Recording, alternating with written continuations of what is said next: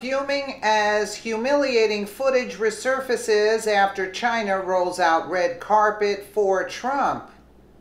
President Donald Trump is currently in the midst of a nearly 2-week journey through Asia, which will see the U.S. president visit 5 countries who are key economic partners and allies in our defense against North Korea's escalating aggression. On Wednesday, Trump traveled to China, marking the 3rd leg of his historic trip, and the communist nation rolled out the red carpet to welcome him.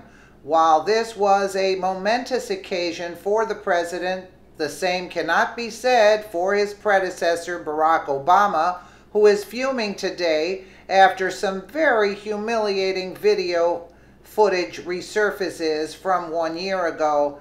The Chinese rolled out the red carpet for Donald Trump on Wednesday, treating the president and his wife Melania to a full military orchestra as they deplaned in the communist nation. As the American First Family disembarked from Air Force One, they were met with a crowd of children happily waving American and Chinese flags in a gracious show of respect and diplomacy.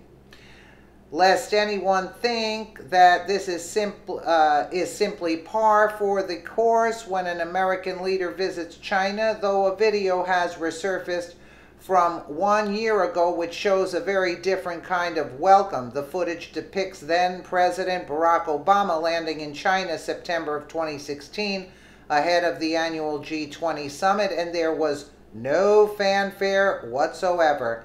In fact, the Chinese refused to even provide a staircase for him to exit Air Force One, forcing Obama to descend from the rear of the presidential jet. A military honor guard and flag-waving school children greeted Trump when he arrived on Wednesday afternoon in China, the 3rd country in his 12-day Asia tour. Anyway, let's just take a quick look at the film will say everything.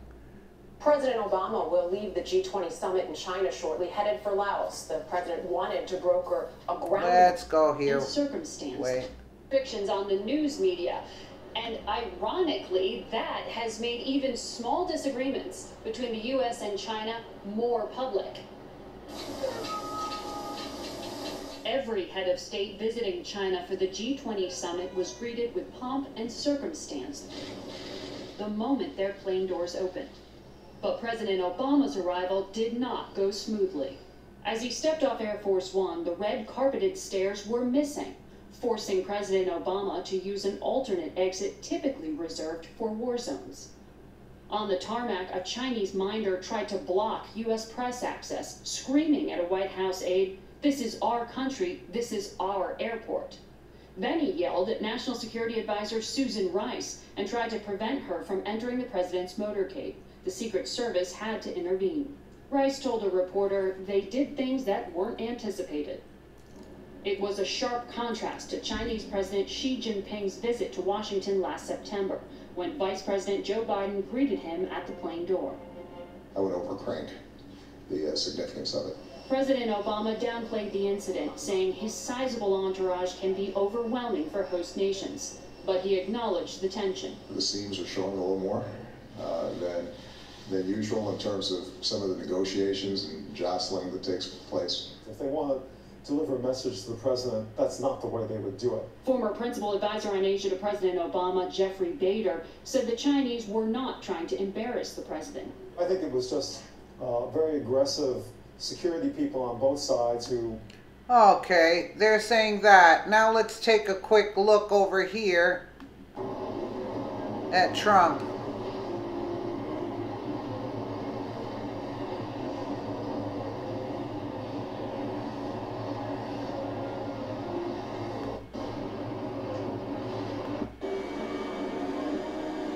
Let's see the stairs. They have the red stairs. Look at that.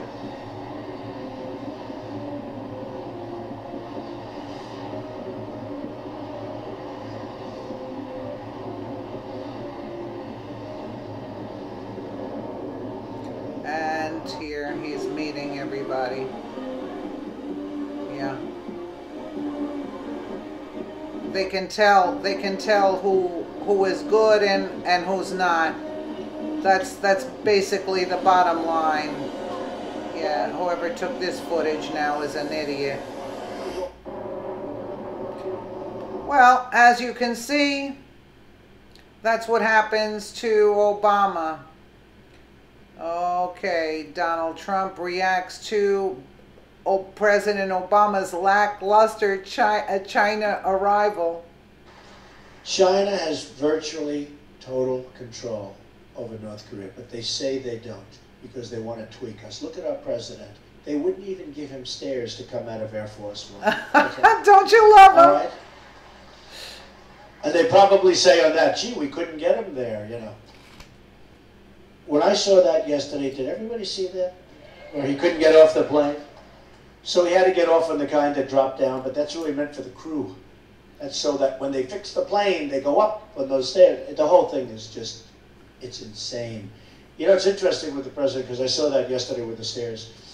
He went to Saudi Arabia and the top people didn't greet him, right?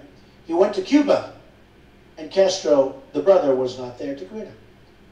And I said to myself, you know, if that happened, I'd land, I'd hear he's not there to pay respect to the country, not to him, to pay respect to our country. I would say, thank you very much, fellas, that's okay, close it up, boom, let's go back to Washington. I would. I would. I believe it too. Let's go back to Washington.